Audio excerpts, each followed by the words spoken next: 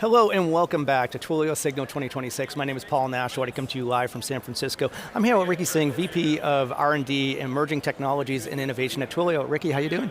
I'm good, Paul. Thanks for having me here. Thanks for being on. It's always great to talk to you. So why don't we tell the audience a little bit about how you lead the Twilio Forward team, your Horizon 3 initiatives, kind of the conversation we were just having right before the show. Sure. So I lead Twilio Forward, which is Twilio's innovation team. We focus on what in 3 to 5 years is going to help us double our value, what kind of technologies are going to be there, relevant, but then also what does it mean for Twilio to adopt and evolve as a result of those technologies. And we look at everything all the way from non-terrestrial networks to quantum and think about implications for us. And of course, I always get the question, is AI part of it? And I think yes, but we consider that to be more Horizon 1 and 2, like it's happening right now, versus think of it as a true 3 years out. Yeah, well, it's exciting times. I mean, I love to have those discussions with you, always talking about pontificating of where we're going and what the future is going, how the changes are happening. It's an important part of understanding the marketing dynamics, the market dynamics of what's happening there. Absolutely, and it's all compressed, right? We're operating on such a compressed timeline, like things that you would think that will see adoption in a year, get compressed to 6 months or less, and you have companies that ship every week. The whole dynamic, the technology has always been dynamic. I think the timelines have just compressed. Yeah, so all right, so let's talk about that, because your team fitting into the broader R&D organization, there's all these different impacts and things that kind of, all these different, especially with AI, right? I mean, AI is constantly changing. How does it fit into the approach of the innovation of the company and the overall team? The keynote was exciting, the unified platform approach, just a year ago going from a siloed approach to more unified platform, super exciting. How does that all work together? Yeah, so I think one, we do not talk about our individual products anymore, like you rightly pointed out. We are a platform. We have several composable platform components that you could use to solve any problem as it relates to engagement. For my team specifically, we operate across horizons. So the more near-term horizon focus has been, how has AI changed the way builders build? And we see that with the IDEs and the AI tools that exist within these IDEs, right, for developers to build. The next thing that we think about is what happens when instead of human to human, the conversation is between agents to human or agent to agent, right? And then when I think about Horizon 3, it's things like non-terrestrial networks or verifiable credentials, where is the world headed? And so my team operates across all three, and then as we think about some of the more near-term things, we're very excited about the announcements we're going to make tomorrow, whether that is about how you can build with Twilio inside any of your favorite AI IDEs, so whether that is, Claude is a big one there, of course, but then also if you're in any of the AI projects per se, so Stripe is a great example for that one.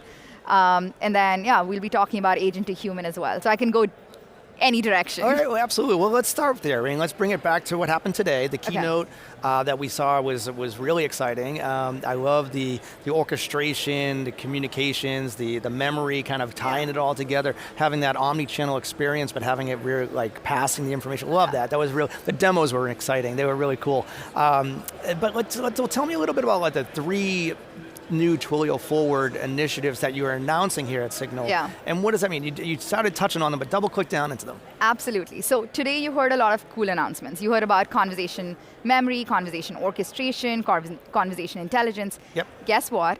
Tomorrow a developer wakes up. They are in their favorite IDE. They'll be using their favorite coding assistant, let's say Claude, for example. And they are not going to be the ones going and looking up docs. They're going to be asking Claude, help me set up conversation memory. And we release the products. Claude's training data does not include details about these products. So what happens next? And that's where the Twilio Claude connector and Claude skills, the plugins, come in, where you could hook up the Twilio MCP server through the Claude connector and essentially start coding in native language. So you could ask it to, hey, help me set up conversation memory, or help me set up an orchestration between voice and messaging, and it will help you do that within the whatever IDE you use. Yeah, this is exciting because this is definitely in my wheelhouse, right? This is what I focus on. I focus on app dev, I focus as a developer, the developer persona. Developers very much live in their world. They love to work in their bespoke environments, they love to use their IDEs, as you said, rightfully so. So you're passing the insights up through the Twilio MCP server, but you're also using the native skills for the deeper integration. And like not just deeper integration, I think I would think of it as like, we have 1,800 APIs, and we just announced a bunch more. Right. We don't expect you to, and like think about it, like there's a whole set of things that happen with a POC, but building at scale engagement experiences is challenging. And you have like the tribal knowledge among Twilio developers, among our TAMs, our solution engineers. We want to bring all of that expertise of building at scale to the developers, sure. Right? And so that's where we're using skills. Our skills, the best way to think about Twilio skills as part of Claude plugins is they are your customer engagement domain expert that you could hook into your IDE and then essentially build with. So, all right, let's talk a little bit about that. What are the critical components to really fully unlock the potential of AI? I mean, especially when you look at the Twilio platform, the unified approach, it can go in 100 directions, right? But what are those critical components that you're thinking of? So from a platform product perspective, I think that, we talked about this, which is our goal is to let you bring your own LLM, bring your own memory if you need to. But for us, the main goal is let's make sure you're not putting in effort to do multi-channel orchestration. Right. To like be able to get insights from your conversations, to be able to like pick up and drop off threads as they happen with your customers. That's where we've spent a lot of time leveraging AI on our end. I know I touched upon sort of how we help you build in the IDEs. I did also want to talk about another set of our developers, right? Some of our developers start from scratch. They're like setting up a whole new stack, setting up a new business. For them, they have to, if the moment you're spinning up a new stack, you have to go and like buy 6 different services from 6 different vendors. Like somebody's setting up a database for you, somebody's like going to be your billing provider, and you have to kind of hand roll all of this glue together, like by yourself, and just hope that it works. Right. We saw Stripe come out with Stripe projects, and we realized, you know what, when you're setting up a stack like that, setting up a business, yes, you need billing, but guess what's the next thing you need? You need a channel to talk to your customers, let them know you've built them, send them a reminder. And so we partnered with Stripe, and we're going to be announcing this tomorrow. When you set up Stripe projects and you look for a communications provider, you're going to find Twilio right in there. So this is important, right? Because when we look at the Stripe project launch, and I know that the developer preview was there, and I was really excited to see that because that was really, really interesting to me, especially from the payment portal, right? But when you look at it, it's more than just setting up a partnership. Like that connector's been there for a long time. It's about the frictionless usability to accelerate those projects. Maybe you can touch a little bit more on that. It's like we have assumed that you're going to have an agent trying to do this for you. And for an agent to then go to all these different vendor websites is challenging. So your agent, once you've like spun up Stripe projects, you could just ask your agent to add Twilio to it, and it would do that right there in the CLI, so you never leave the CLI. You never re-enter your credentials because Stripe passes that to us. You never re-enter your billing information because we get a shared payment token from Stripe. And guess what? We like send your API credentials confidentially into your environment. So it's secure, it's seamless, and it's like extremely low friction. Right? So it gets you, it's not just letting humans experience low friction, it's an agentic infrastructure that just lets you build on it. So let's talk a little bit about that. You know, these environments, they're not necessarily greenfield environments, right? I mean, there's a lot of environments that have heritage, legacy workflows, legacy environments, legacy data sets. How do you protect that information so it's available and there's governance, compliance, and regulations and controls in place in order for that to work? Yeah, and so that's the reason why we're making like different sets of announcements across the various use cases. Like when I think greenfield, that's where Stripe projects is most effective because you're spinning up a bunch of services to start something new. When I think brownfield, as you're describing, that's where what I would suggest is like whatever your favorite IDE is, hook us into that, right? So whether you're using Claude, whether you're using Cursor, you're using Figma maybe to like design your enterprise experiences, You could be using Replit. Like, we will be in all those interfaces for you to be able to build Twilio orchestration, Twilio voice, whatever product you may be using, right in that environment. That's really cool. I mean, I think it's awesome that it's like right there, like right at your fingertips. All right, so I was looking at your recent blog that you wrote on, the agent to human kind of approach.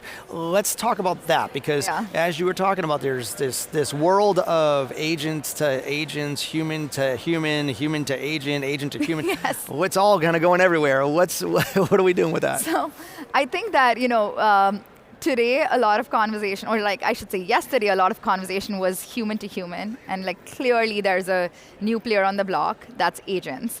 I think we've taken channels, whether that was email or messaging, we've taken channels that were built for human to human interaction and started using them with agents and just assumed that's going to work. Yeah. And I think that's where, if you bring into the fold, the kind of like non-determinism that comes with agents, it makes it very challenging, right? Sure. So our idea behind A2H was, yes, you can engage with agents in natural language, but you genuinely want to bring some determinism to that interaction, especially if you want to give them high-risk, high-autonomy tasks. If you want them to transact on your behalf, if you want them to have conversations on your behalf, you don't want that to be as non-deterministic as it happens to be right now. Right. And so that's where, when we thought about, we looked at communication patterns across the board, and we realized there are actually 5 intents, right? Like that form the basis of a lot of the interaction that happens between agent and human, and we tried to codify those intents along with sort of the kind of payload each might take. An intent could be just inform. The agent is talking to the human just to inform them about the action, right? It could be an escalation, so an escalate. It could be an authorize, when I'm asking for permission to do something. So we define these intents such that they try to bring a little bit more determinism to a very non-deterministic ecosystem, while at the same time they're very extensible. You could use the same authorized payload for authorizing a transaction, but you could also use it for, say, authorizing a code check-in, right? The payload structure evolves, but you could use the same foundational interaction model for either of those two. And so that was the thinking behind A2H. And we knew that, like, we'd seen agent to agent and A2A as the protocol already out there. That did a lot of what was needed when we thought about machine to machine interaction, but we felt like we had sort of skipped this element of there is a human in the loop, there probably will be a human in the loop for the foreseeable future. And you want to make sure when that human is tapped on, they know exactly what the agent is trying to do, why it's trying to do that, and is able to guide it accordingly. Yeah, and I think that there's also an element here of enforcing policy controls, approving agent actions, even reviewing audit trails. But I think this is something that's kind of to come, right? As we kind of put it all together. That's an exciting part. All right, so let me ask you this. So we're at Twilio SIGNAL 2027. Right, next year, a year from now. Where do you see all of this going, and what do you think is going to happen? I think where I see all of this going is, a unified platform that is able to have or able to manage at scale agent and human, as well as agent to agent. When I say agent to agent, enterprise agents engaging with consumer agents, kind of interactions seamlessly, not just from a communication channel perspective, but also from a perspective of identity, from a perspective of permissions, from a perspective of managing rogue behavior, right? So we want to be the trusted infrastructure for the future of communication, not just the current communication. And I see us do that. Yeah, I definitely see you as an infrastructure enabler for sure. Rikki, it's always a pleasure talking to you, always a pleasure having you on. Thank you for being on today. Thank you so much, Paul. And thank you for watching. Paul Nashawaty coming to you live from Twilio SIGNAL 2026 from theCUBE, your leading source of tech news.